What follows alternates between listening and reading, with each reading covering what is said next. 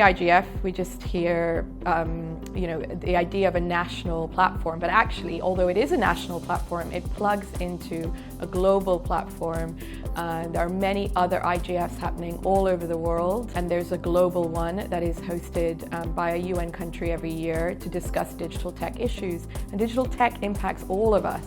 So it's an opportunity to engage with all stakeholders. They're some of the most important issues of our day. The panel today was looking at the question of digital ID.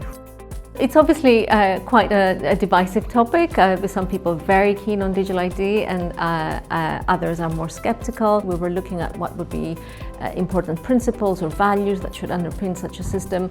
I particularly shared my experience having worked in refugee camps in Thailand, where such systems have been introduced and piloted for some years now, and where we have found that these systems actually can have negative consequences for people. We were speaking about internet fragmentation from a user perspective. One of my big takeaways is that we need to have more of the discussions of really the real world impact of policies and regulation and people's experiences. One example was given of social media bans.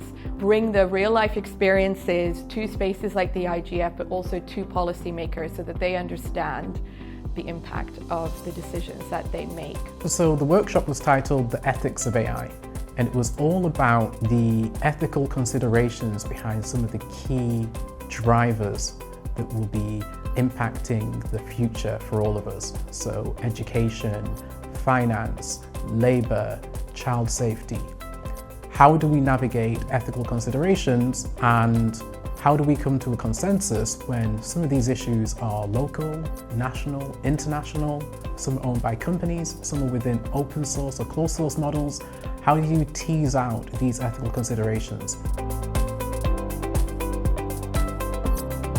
The internet today is more and more about a few big tech companies. So what I was discussing today is the source of their power and how they control beyond ownership. So it's not that they are very big, but also that they have a capacity to control other actors, from universities, public research organizations, to startups, and even big companies and states. It's currently the 20-year review of the World Summit, or the WSIS.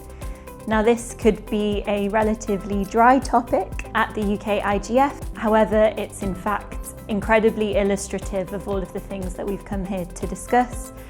So the WSIS touches upon the impact that digital technologies and digitalisation has had on our societies today. And it's an opportunity for the UN system to think about how it should work in the future to address those challenges, what structures are needed, what joint action is needed at the international level. So less dry than you think.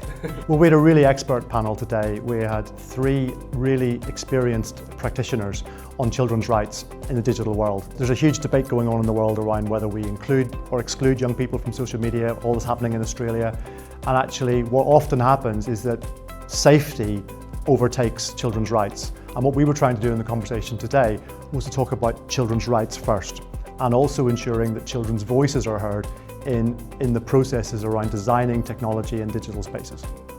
The UK IGF is an incredibly important space. It's often a space for first discussions about topics that are quite new and interesting, and where perhaps you wouldn't otherwise get such a different and diverse and expert group of people in the room. Yeah, the work that you're doing here is fantastic.